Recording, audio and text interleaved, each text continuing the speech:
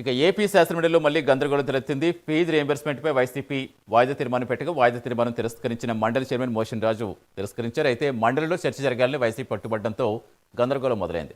Fee రియంబర్స్మెంట్పై చర్చకు సిద్ధంగా ఉన్నారని మంత్రి లోకేష్ చెప్పగా సభలో మంత్రి లోకేష్ తప్పుడు లెక్కలు చెబుతున్నారని బొత్స మండిపడ్డారు. అయితే సభను బొత్స తప్పుదారి పట్టిస్తారని పయ్యావుల ఆగ్రహం వ్యక్తం చేశారు. సభా సాంప్రదాయాలు ఉంటాయి.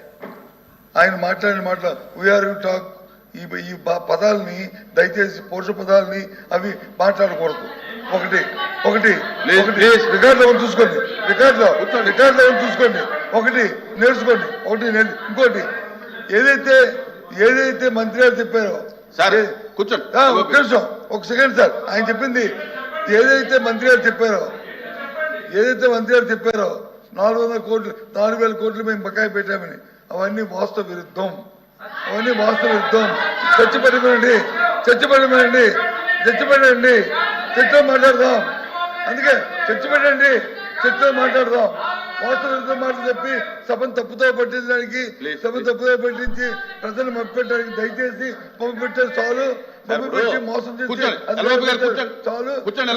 ఇంకా ఇక్కడ నుంచి అనుకోండి. మంత్రి గారు వాయిదా తీర్మానం తిరస్కరించిన తర్వాత దాని మీద ప్రభుత్వం తరఫున మీరు వాదనగా దిగటం, మీరు క్లారిఫికేషన్ ఇవ్వడం అనేది అది కాదు. దయచేసి ఒకవేళ మీరు అలౌ చేయమంటే కనుక రేపు వాయిదా తీర్మానం ఇస్తే నేను అలౌ చేస్తాను. ఈవేళ ఈ సబ్జెక్ట్ తిరస్కరించాను, ఇది అయిపోయింది, క్లోజ్. రేపు ఒకవేళ మీ ప్రభుత్వం సిద్ధంగా వినండి ప్రభుత్వం సిద్ధంగా ఉంటే కనుక రేపు వాయిదా తీర్మానం ఇస్తే నేను మీరు అలౌ చేయమంటే అలౌ చేస్తాను. ఎట్లా సార్ మన బిఎస్సీలో ఒకటి మాట్లాడతారు, ఇక్కడికి వచ్చి రోజు సభను డిస్టర్బ్ చేయడమే లక్ష్యంగా పెట్టుకుని రోజు అసలు సంబంధం లేనటువంటి అంశాలు. హెచ్ఆర్ మినిస్టర్ గారు దాని గురించి స్పష్టంగా చెప్పారు సార్. గవర్నమెంట్ వాయిదా తీర్మానం తిరస్కరించిన తర్వాత తిరస్కరించింది కాదు సార్, ప్రభుత్వం సమాధానం చెప్పాల్సిన అవసరం లేదు.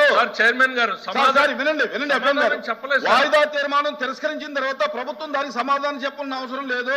చైర్మన్ గారు సమాధానం చెప్పలేదు సార్, సమాధానం చెప్పలేదు. బట్టగాల్చి ముఖానేసేటువంటి ప్రయత్నం చేస్తుంటే దానికి సంబంధించినటువంటి సంక్షిప్తమైనటువంటి వివరాలు ఇచ్చారు.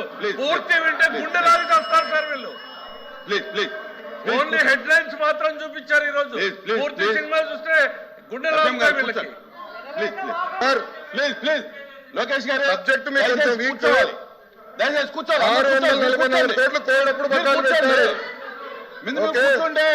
మంత్రి గారు 2021 Q4 683 కోట్లు బకాయిలు, 23-24 Q2 Q3 Q4 1753 కోట్లు బకాయిలు. మీ టైంలో బకాయిలు పెట్టి ఎంటీఎస్ మీ టైంలో 895 కోట్లు బకాయిలు పెట్టి మీరు మమ్మల్ని అడుగుతారు సార్. లోకేష్ గారు అందుకే మీరు బీఎస్సీలో తీసుకురావాలా, అందుకే తీసుకురావాలి subject. Come to BSc, we will debate. I'm ready to debate on education. పోయినసారి బొత్స గారు మీరు వాకౌట్ చేశారు. పోయిన సెషన్ ఎడ్యుకేషన్ మీద నేను డిబేట్ చేసినప్పుడు మీరు అదే తలుపు నుంచి మీరు బయటకు వెళ్ళారు. I'm ready for debate. Education మీద చర్చించడానికి నేను రెడీ.